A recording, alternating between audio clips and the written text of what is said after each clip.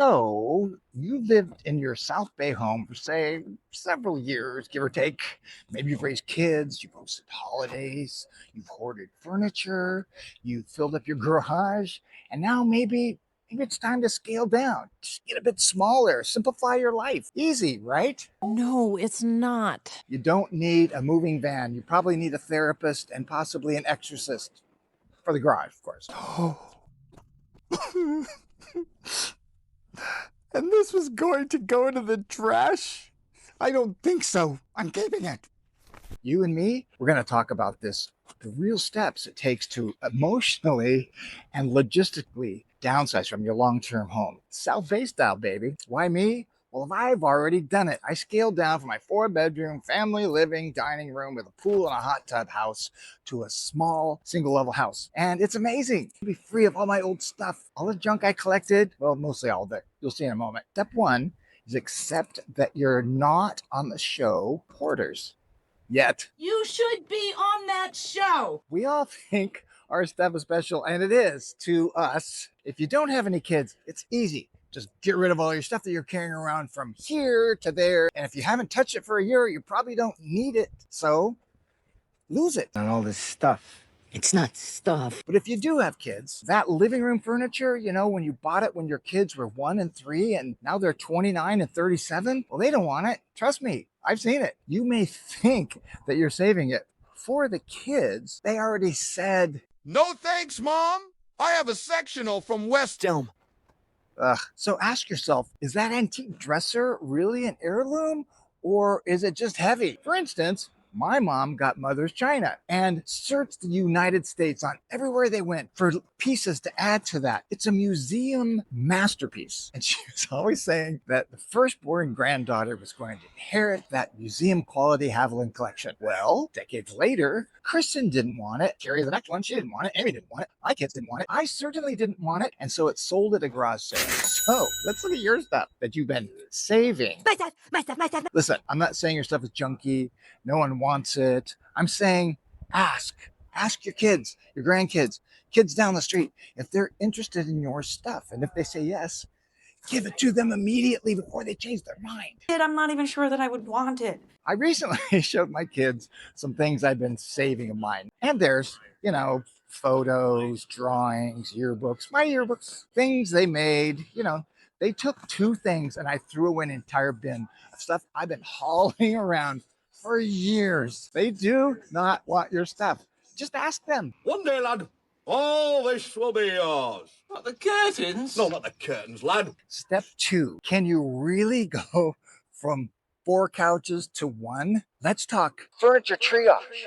Those 4 couches, you probably don't even need 2. You need 1 current couch that doesn't scream, "Great-granddad made this from a tree." Wow. If you're moving to a smaller place, the motto is what fits, what looks good, what won't throw your back out getting it through the door. Everything else, state sale, donation truck, or that neighbor who always wants free stuff on Nextdoor. By the way, I have people who can help you with all of this except the guy on Nextdoor. Step 3, are those stairs a trap? The dream when you're 40, a big 2, 3, or 4-story house with a sit-down view of the ocean. But every room has an ocean view. That's nice. The dream now is not falling down the stairs in flip-flops and breaking your hip.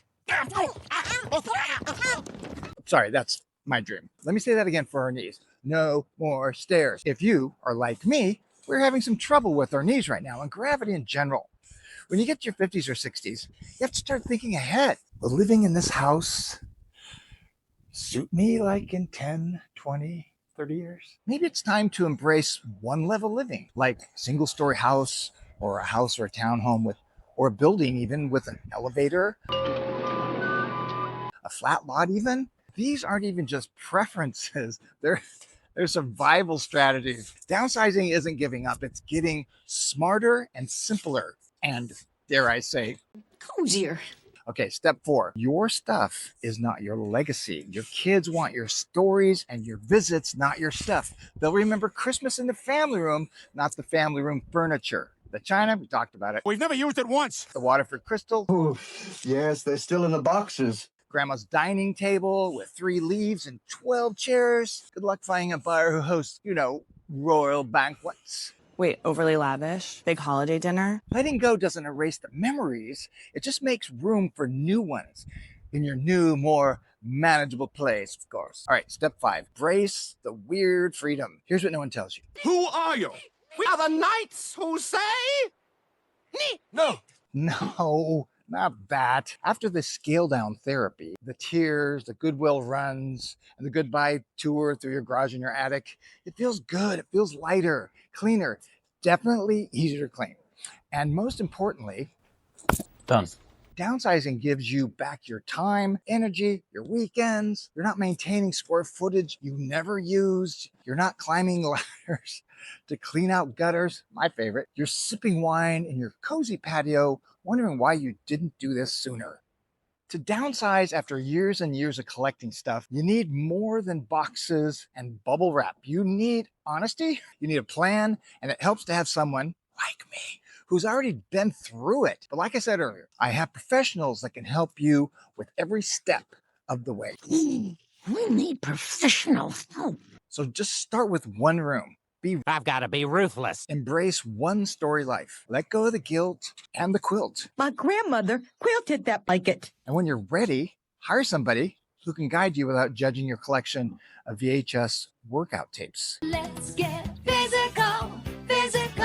And if you're just realizing that the back of your garage hasn't seen daylight since, 1997, let's talk. Or if you're thinking of downsizing in Manhattan Beach or Hermosa Beach or Redondo Beach or surrounding area, I can help you make a plan, even if it's months or even years away. This stuff takes time and a lot of mental energy. I can connect you with pros who help you make downsizing doable. And if you like this video, you'll probably want to watch this one next.